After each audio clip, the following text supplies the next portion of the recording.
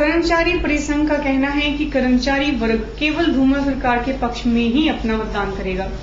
उनका मानना है कि केवल मात्र धूमल सरकार ने ही कर्मचारियों को भारी आर्थिक राहत प्रदान की है। कर्मचारी परिसंघ के प्रधान विनोद शर्मा ने बिलासपुर में आयोजित एक पत्रकार वार्ता को संबोधित करते हुए कहा कि कर्मचारी वर्ग केवल धूमल सरकार के पक्ष में ही अपना मतदान करेगा। इनका मानना है कि केवल मात्र धूमल सरकार ने ही कर्मचारियों को भारी आर्थिक राहतें प्रदान की हैं। ट्रिब्यूनल के बंद किए जाने को उचित करार देते हुए विनोद शर्मा ने कहा कि अब कोर्ट में लोगों को राहत मिल रही है।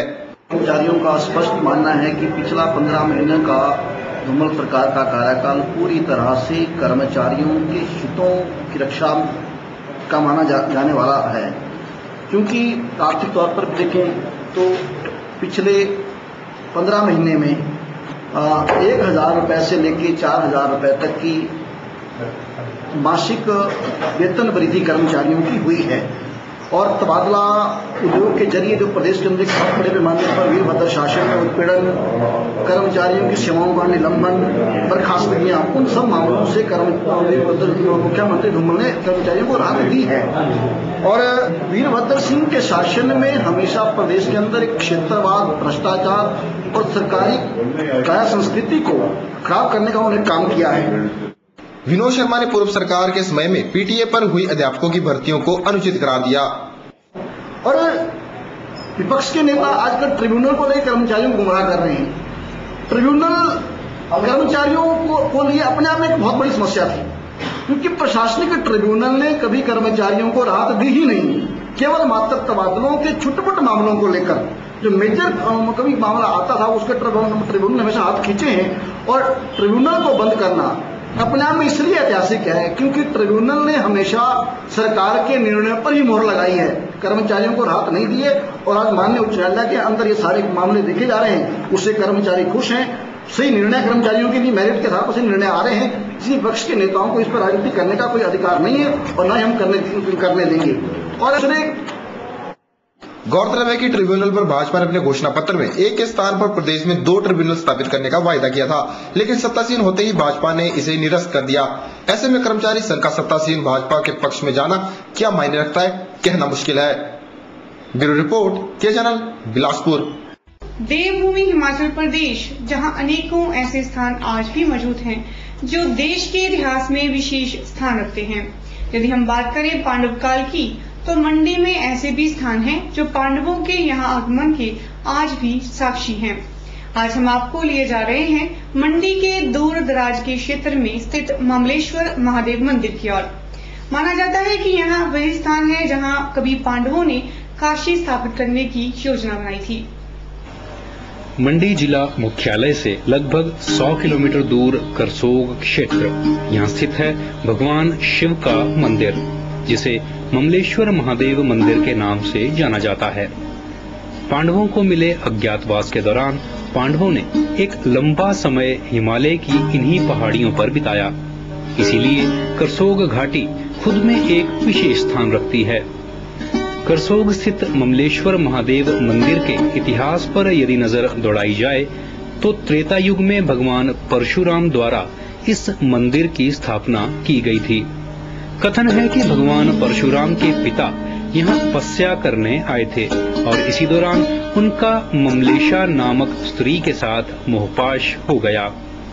कहा जाता है कि ममलेशा ने अमल और विमल नामक 2 पुत्रों को जन्म दिया, जिन्हें जन्म के साथ ही यहाँ से बहने वाली 2 अलग अलग नदियों के किनारे छोड़ दिया गया। यह दोनों नदियां इस कस्बे के साथ बहती हैं। कहा जाता है कि इस घटना के बीत जाने के बाद परशुराम ने इस स्थान पर आकर अपने पिता के प्रायश्चित के लिए यहाँ तपस्या की और इस मंदिर की स्थापना भी की। यहाँ का इतिहास बहुत ही पुराना है, पांडवों के समय से चल रहा है। ये मंदिर एक बहुत ही प्राचीन और ऐतिहासिक मंदिर है। कहा जाता है कि ये मंदिर भगवान परशुराम के यहाँ पिता तपस्या करने आए थे और यहाँ पर एक ममलेशा स्त्री के मोहपाश में बन गए। उनका एक पुत्र हुआ अमल और जिसको उन्होंने छोड़ दिया और जिस नदी के किनारे छोड़ा उसका नाम इमला रखा गया। बाद में एक दूसरा पुत्र भी हुआ जिसका नाम विमल रखा गया और उसको भी एक नाले के किनारे, नदी के किनारे रख दिया गया जिसका नाम विमला बाद में पड़ा। ये दोनों नदियां शहर के कस्बे के, इस कस्बे के बीचों बीच बहती हैं। और बाद में भगवान परशुराम जब आए तो उन्होंने अपने पिता का उसके बाद उनके पिता तो यहाँ से चले गए, पर भगवान परशुराम ने इस प्रायश्चित, अपने पिता के प्रायश्चित के लिए ये मंदिर की स्थापना करी और यहाँ तपस्या भी की। करसोग में स्थित इस मंदिर की स्थापना भगवान परशुराम द्वारा संपन्न हुई, लेकिन इस पर भव्य मंदिर का निर्माण लंका नरेश रावण द्वारा करवाया गया।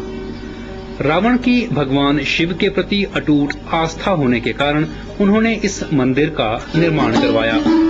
इस मंदिर में स्थापित मूर्ति को भी लंका से रावण द्वारा पुष्पक विमान के माध्यम से भिजवाया गया था।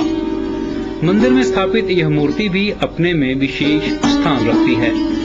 इस मूर्ति में भगवान शिव का पूरा परिवार विराजमान है। इस मूर्ति के पीछे महाकाल की भी एक मूर्ति स्थापित है जिसे कोई नहीं देखता। स्थानीय लोगों में महाकाल की मूर्ति के प्रति ऐसी धारणा है कि यदि कोई इस मूर्ति को देख ले तो उसकी मृत्यु हो जाती है। यहाँ तक कि इस मंदिर के पुजारी भी इस मूर्ति को नहीं देखते। कहा जाता है कि काफी समय पहले किसी ने इस मूर्ति को देख लिया था और मात्र 8 दिनों में ही उसकी मृत्यु हो गई। तब से लेकर आज तक इस मूर्ति की ओर कोई नहीं देखता। इसकी स्थापना जो है त्रेता युग में भगवान परशुराम जी ने की है। ये मूर्ति कहाँ से आई है? ये मूर्ति जो है लंका से आई है, रावण द्वारा भेजी गई मूर्ति है।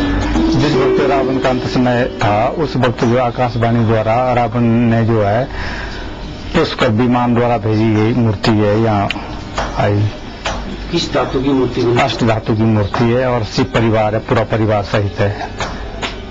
ये मूर्ति का स्ट्रक्चर है, इसमें जो पूरा परिवार है, तांडव नृत्य से लेकर ब्रह्मा विष्णु महेश कार्तिकेय गणपति और पीठ के पीछे महाकाल है, उसको हम लोग देखते हैं, टेढ़ी आरती घुमाते हैं। महाकाल कहते हैं भाई जो देखेगा उसका जो अंतकाल अवश्य हो जाएगा। हुआ था किसी समय ऐसा, भाई किसी ने देखी थी और 8वें दिन जो उसकी मृत्यु हो गई थी। एक बार इस गांव में ऐसा हो चुका है, बहुत पहले की बात है। फिर उसके बाद जो गांव से भ्रम से जो है लोग देखते नहीं है और पुजारी लोग नहीं देखते हैं। इस मंदिर की एक और विशेषता यह भी है कि यहाँ पर लगभग 5000 वर्ष पुराना एक गेहूं का दाना मौजूद है जिसका वजन लगभग 250 ग्राम है। कहा जाता है कि माता अन्नपूर्णा द्वारा यह गेहूं का दाना इस गांव वालों के लिए वरदान स्वरूप दिया गया है। पांडवों के समय का यह गेहूं का दाना आज भी इस मंदिर में सुशोभित है। यहाँ के स्थानीय लोगों को मिले इस वरदान के चलते आज तक इस गांव में कभी भी ना तो फसल खराब हुई है और ना ही यहाँ किसी के घर में अनाज की कमी आई है। इस मंदिर में किसी जमाने में नर बलि की प्रथा भी हुआ करती थी जो अब समाप्त हो चुकी है। स्थानीय लोगों के अनुसार यदि समय पर बारिश न मिल पाए तो ममलेश्वर मंदिर में जाकर पूजा अर्चना की जाती है और उपरांत इसके बारिश का उपहार मिल जाता है। करसोग में स्थित इस प्राचीन मंदिर में पहुंचकर श्रद्धालु खुद को धन्य महसूस करते हैं और अपनी मनोकामनाओं को फलीभूत होता पाते हैं। ब्यूरो रिपोर्ट के चैनल करसोग मंडी।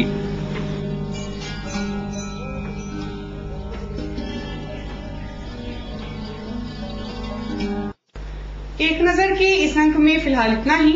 एक नजर संबंधी कोई भी सुझाव या जानकारी आप हमें इस पते पर भेज सकते हैं। हमारा पता है कवल कम्युनिकेशन 173/3 पैलेस कॉलोनी मंडी हिमाचल प्रदेश। नमस्कार।